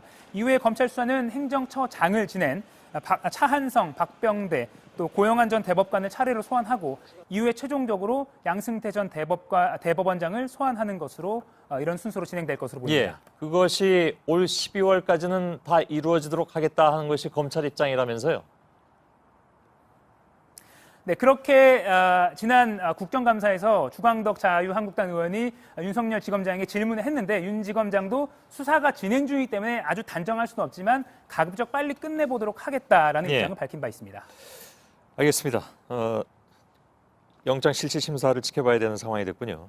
예. 이가혁 기자였습니다. 예, 서울교통공사의 특혜 채용 의혹과 관련해서 앞서 일부에서 전해드린 대로 한국당은 연일 의혹을 제기하고 있고 서울시 측은 이것이 사실무근이라는 입장으로 지금 팽팽하게 맞서고 있는 상황이죠. 자, 예고해드린 대로 지금부터는 진성준 서울시 정무부시장으로부터 서울시 측의 입장을 들어보겠습니다. 그리고 내일은 김성태 자유한국당 원내대표가 나와서 역시 입장을 개진을 할 텐데요. 오늘 진 부시장의 입장에 대한 반박도 많이 나올 것 같긴 합니다. 안녕하십니까? 네, 안녕하십니까? 예. 안녕하시나는 인사가 조금 무색한 상황이 되긴 했죠. 하도 이걸로 요즘 논란이 되고 있으니까. 네, 그렇습니다. 예. 지난 3월에 서울교통공사에서 정규직으로 전환된 직원 가운데 2, 3급 간부의 자녀가 12명이 포함됐다는 내용이 오늘 나왔습니다. 네. 또 자유한국당에서 새로 또 제기한 내용도 또 있고요. 우선 그 2, 3급 간부의 자녀가 12명이 들어온다는 것, 그러니까 한꺼번에 들어왔다는 것. 이건 좀 국민들이 좀 쉽게 납득하지 어렵지 않겠냐 하는 생각도 드는데 어떻게 해명을 하시겠습니까? 네, 국민의 입장에서 볼 때 납득하기 어려운 측면이 분명하게 있습니다. 예. 하지만 지금까지 저희들이 자체로 조사하고 예. 또 야당이 제기한 의혹들을 보면 뭐 계획적인 부정이나 조직적인 비리가 저질러진 것다고 보기는 어렵습니다. 예. 하지만 개인적인 일탈 같은 것은 있을 수도 있기 때문에 감사원의 감사를 맡겨서 객관적으로 규명하자라고 예. 하는 것이 서울시의 입장입니다. 그 이제 일관되게 그 말씀을 하고 계시긴 하나 또한 야당 쪽에서 일관되게 얘기하는 것은 감사원 감사를 어떻게 다 믿겠느냐 하는 얘기도 나왔습니다. 글쎄 야당의 입장에서 보면 검찰 수사인들 믿겠습니까? 그런데 적어도 서울시가 자체적으로 조사하는 것보다는 예. 객관적인 기관인 감사원에서 감사를 한다면 그거야말로 공신력 있는 조사 결과라고 볼 수 있지 않겠습니까? 예. 그러니까 이제 야당 입장은 지금 말씀하시기를 검찰이 조사한들 믿겠느냐라고 말씀하셨는데 그래서 야당 쪽에서는 국회에서 조사하자, 국정조사하자라고 얘기하고 있는 거 아니겠습니까? 야당이 이렇게 무리한 정치 공세를 펴지 않고 예. 정말로 객관적이고 차분하게 들여다볼 용의가 있다면 그것인들 왜 마다하겠습니까? 예. 그런데 지금까지의 국정조사가 일방은 근거 없는 정치 공세로 일관하고 또 일방은 그것을 방어하기에 급급한 예. 정치 공방으로 계속되어 왔던 게 사실 아니겠습니까? 그 뭐 여야가 바뀌면 입장에 따라 다 그런 말씀들을 그런 하시니까. 측면이 있는 거죠. 예, 예. 그런 뭐 점에서 사실 그렇지 않습니까? 예. 감사원 감사가 오히려 객관적이고 중립적으로 조사를 실시할 수 있다. 저희들은 그렇게 봅니다. 그러면 자체 조사를 통해서 이제 큰 문제는 없다라고 아까 말씀하셨잖아요. 자체 조사는 어떤 방식으로 하셨나요? 그간의 서울교통공사의 채용 과정 또 정규직에서 비정규직에서 정규직으로 전환해왔던 과정들을 예. 나름대로는 점검해 보았습니다. 예. 근데 물론 개인적인 일탈이 있는지 여부에 대해서는 개개인을 다 조사한 건 아니니까 예. 확신할 수 없습니다만 채용 절차에 중대한 하자가 있었다든지 또는 허점이 있었다든지 하는 것은 보이지 않습니다. 그러니까 적어도 그것이 조직적으로 혹은 구조적으로 이루어진 일은 아니라고 말씀하고 계신 거잖아요. 그렇습니다. 근데 이제 구체적으로 몇 명 이렇게 얘기가 자꾸 나오니까 네. 또 이제 숫자가 네. 뭐 각자 주장하는 게 좀 다르긴 합니다. 네. 그래서 근데 그 숫자가 예를 들어서 12명이면 12명 아니면 이 전체적으로 108명이라고 나오는데 네. 물론 야당에선 이제 응답률에 비해서 생각하면 응답률이 적었기 때문에 곱하기 몇을 하면 1080명까지도 얘기가 나온다라는 얘기를 했습니다. 물론 네. 그것은 추론이긴 하지만 네, 네.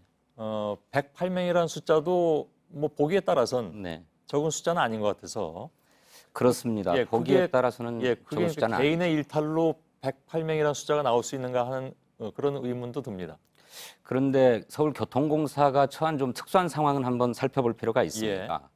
우선 서울교통공사는 기왕에 도시철도공사라고 하는 회사와 서울메트로라고 하는 지하철 회사가 서로 합쳐졌습니다. 예. 그러니까 각각의 회사에 근무했던 가족이 한 회사에 근무하는 형태가 얼마든지 있을 수 있습니다. 뭐 부부라든가 부부라거나 형제라거나 예. 뭐 때로는 부모 자식 간에도 그런 게 있을 수가 예. 있죠. 그게 어느 정도 그게 비율인가요? 24% 규모.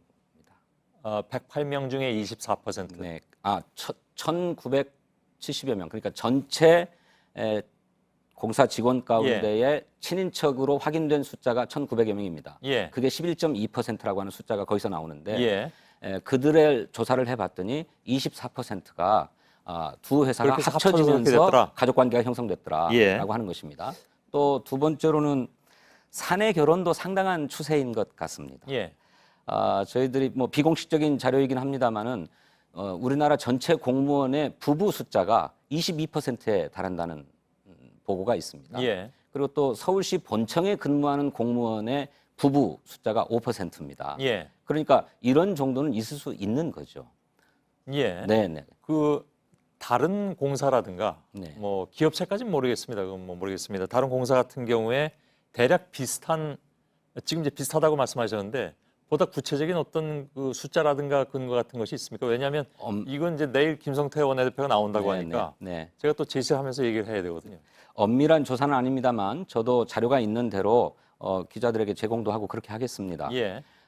저희가 알아본 바에 의하면 신한은행의 경우에는 예. 사내 부부 숫자가 8%에 이른다고 해요. 예. 그러니까 사내 결혼이 예전에는 사내 연애조차도 좀 금기시하는 분위기였지만 요즘은 그런 것 같지는 않습니다. 예. 이제 그렇게 보면 교통공사가 아까 처한 특수한 상황, 두 회사가 하나로 합쳐졌다는 문제, 예. 또 최근의 추세 문제, 또 기왕에 무기직으로 근무하던 분들이 정규직으로 전환을 됐는데 예. 그 이전에는 기간제 근로자였습니다. 근데 이 기간제 근로자 또 무기직 근로자들이 대부분 현장직에 근무하는 분들이거든요. 예. 그래서 많은 분들이 지원한다거나 하는 그런 것은 아니었습니다. 그러니까 예. 최초의 채용 과정에서는 어땠을지 아직은 모르겠는데 그렇게 누구나 선망하고 선호하는 직렬에 계신 분들은 아니다. 이제 그런 점을 보면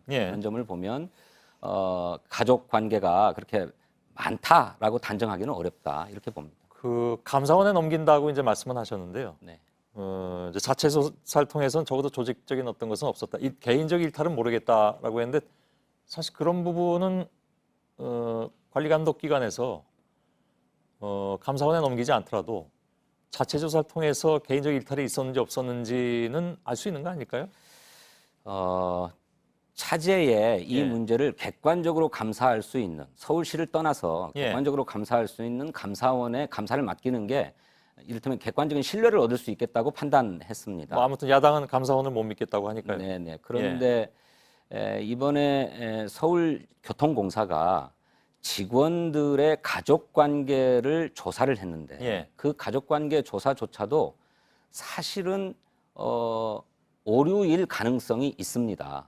왜냐하면 개개인의 응답에 의존했기 때문에 그렇습니다. 예. 무슨 객관적인 자료로 뭐 입증을 해나거나 예. 근거를 갖고 했던 것이 아니기 때문에 그렇게 가족 관계를 파악하는 것조차도 강제성이 없고 자발성에 의존해야 되는 상황이라고 한다면 예.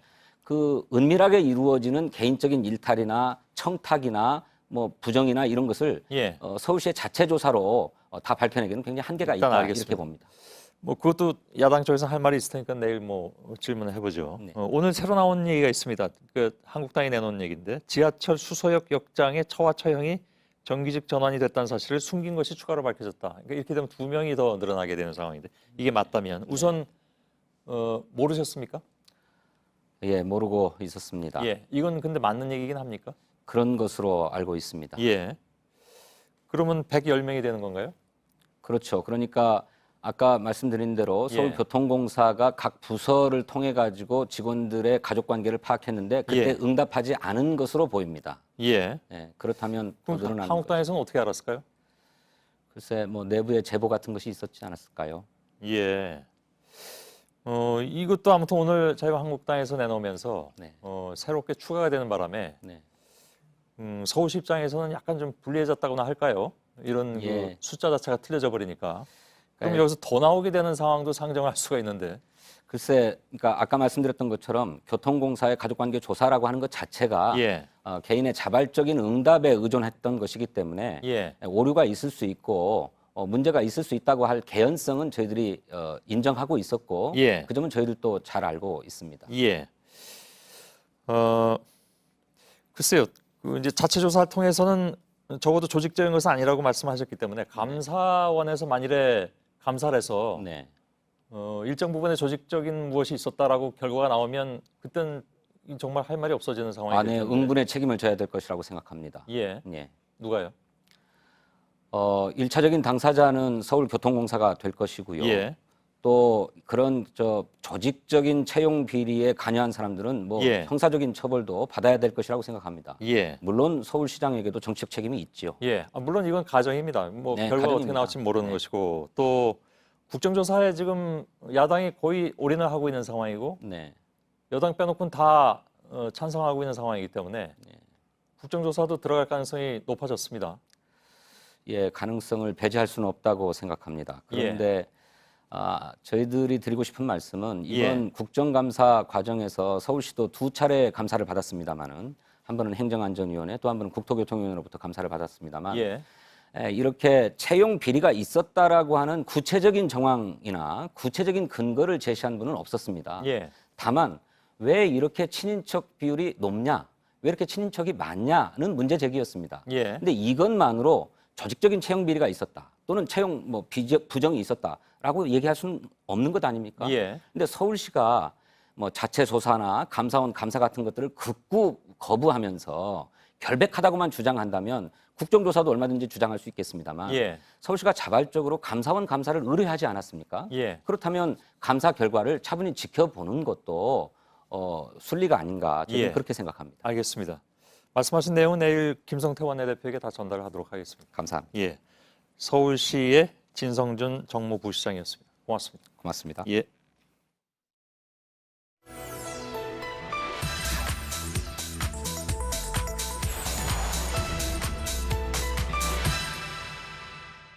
불성이 남한의 어떤 그 세력들과 야합해가지고 북한군을 좀 난파해달라. 점차적으로 한 3, 4개월 전부터 소규모로 이렇게 침투해서 강주에 모이지 않았나.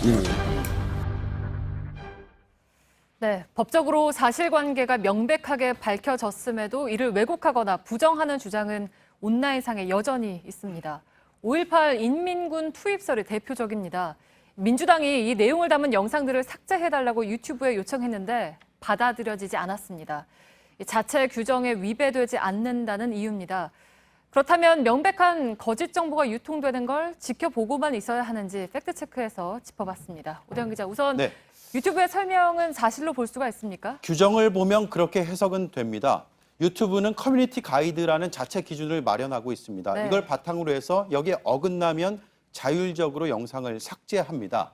크게 12개 유형인데 음란과 상해, 사망, 유발, 증오, 폭력, 괴롭힘 등입니다. 5.18 북한군 투입 주장은 2012년 12월에 대법원에서 허위로 명백하게 결론이 났습니다. 하지만 유튜브의 규정은 허위라는 이유만으로 삭제할 수 있게 돼 있지는 않습니다. 네, 그러니까 이런 기준들이 한국 유튜브에만 적용이 되는 겁니까? 아닙니다. 유튜브는 전 세계에서 이 기준을 같이 사용하고 있습니다. 다만 독일은 좀 차이가 있습니다. 사회적 네트워크 집행법이 적용이 되는데요. 커뮤니티 가이드와는 별개로 형법의 22개 범죄 유형에 해당하는 영상이 방치가 되면 사업자에게 과태료를 물립니다. 모욕과 비방죄, 심각한 국가 위해, 혐오 선동 등입니다. 독일에서도 그런데 허위라는 것만으로 삭제를 하지는 않습니다. 네. 그러면 우리는 유튜브가 나서지 않을 경우에 좀 다른 방법으로 삭제를 하도록 할 수 있는 방법은 없습니까? 방법이 없지는 않습니다. 정보통신망법이 있습니다. 네. 그런데 이 역시도 허위라는 것만으로 삭제를 명령할 수는 없습니다. 법이 이렇게 되어 있습니다. 비방 목적으로 사실 또는 거짓을 드러내서 타인의 명예를 훼손하는 정보를 삭제할 수 있게 해뒀습니다. 신고가 필요합니다. 그 판단은 방송통신심의위원회가 심의를 통해서 합니다. 결정이 내려지면 삭제를 해야 합니다. 네. 근데 이제 네이버나 다음 같은 국내 사업자하고는 좀 다르게 유튜브는 해외 사업자라서 강제할 수 없다 이런 얘기도 있지 않습니까? 네, 그건 사실이 아닙니다. 네. 이 법은 국내에서 영업 중인 다국적 법인도 포함이 됩니다. 네. 유튜브는 한국 법인이 있습니다. 이 명령에 따르지 않으면 방송통신위원회가 형사 고발을 할 수 있게도 해놨습니다. 방통위에 확인을 해봤습니다. 유튜브는 현재까지 삭제 요구를 100% 따르고 있다고 설명했습니다. 네, 그러니까 결론은 방법이 있고 유튜브도 예외일 수 없다는 건데, 근데 이제 표현의 자유 문제도 생각을 해봐야 하지 않겠습니까? 물론입니다. 표현의 자유가 가장 중요하죠. 네. 하지만 명백한 거짓에서까지 이 표현의 자유를 보장할 것이냐라는 부분에서는 의견이 좀 다를 수가 있습니다. 분명한 점은 5.18에 대한 사실관계는 이미 정립이 됐다는 겁니다. 허위 사실과 함께 특정인을 비방할 목적과 명예훼손이라는 결과가 있다면 충분히 걸러내고 차단할 방법이 있다는 겁니다. 네, 팩트체크 오대영 기자였습니다.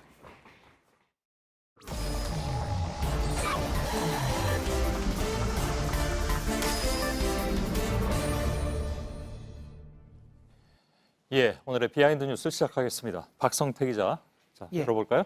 네, 첫 키워드는 차비모아 태산으로 잡았습니다. 차비. 예. 예. 오늘 조명래 환경부 장관 후보자의 청문회에서 비슷한 취지의 발언이 나왔습니다. 야당에서 조 후보자의 만 2살 손자가 2천만 원이 넘는 예금이 있는데 어떻게 된 거냐라고 묻자 이에 대한 답변에서 나왔는데요. 직접 들어보겠습니다. 예. 만 2살짜리 손주 있죠? 네. 지금 정기예금 1,880만 원이 들어있던데 주택 청약도 누가 내고 있어요? 예, 뭐 차비 같은 걸 주면 그런 걸 못 하는 것 차비를 같습니다. 만 2살짜리한테 2천만 원을 차비도 주고 이런 거 2살짜리가 차비할 일이 뭐 있습니까? 예. 조 후보자는 처음에 2천만 원 저금을 잘 몰랐다고 하다가 계속 묻자 차비 같은 거 모았다고 얘기했다가 지적을 받았습니다. 근데 2살 아이가 원래 차비는 내나요? 내지 않습니다. 예. 서울시의 경우 버스는 만 6세 미만은 무료고요. 지하철도 마찬가지입니다. 동반자를 보호한 동반한 3명까지 무료고 4명부터는 어린이 요금을 내야 됩니다. 아, 그런가요? 서울시 버스의 경우 유아가 그러니까 만 6세 미만이 단독으로 승차했을 때는 어린이 요금을 내야 됩니다. 만 2살이 단독 승차했을 리는 예. 없고 차비를 잘못 준 건데요. 차비로 줬다고 대답한 거에 대해서 상식적이지 않다. 말 같지 않은 대답이다라는 또 지적이 있자 예. 다시 세뱃돈 등을 받아 모았다고 조 후보자가 대답을 했습니다. 하지만 이 역시 역풍을 받았습니다. 예. 여기에 대한 김학용 위원장의 질의를 들어보겠습니다. 한 2년에 걸쳐서 준 축하금 세뱃돈 등을 이해채인 게 2,200만 원이다. 이건 무슨 이재용의 아들도 아니고 예. 이재용 삼성 부회장의 아들이 2천만 원을 세뱃돈으로 받았는지는 물론 확인되지 않았습니다. 예. 자, 2살 아이에 대한 예금칙은 좀 많다. 이건 뭐 누구나 갖는 생각인 것 같습니다.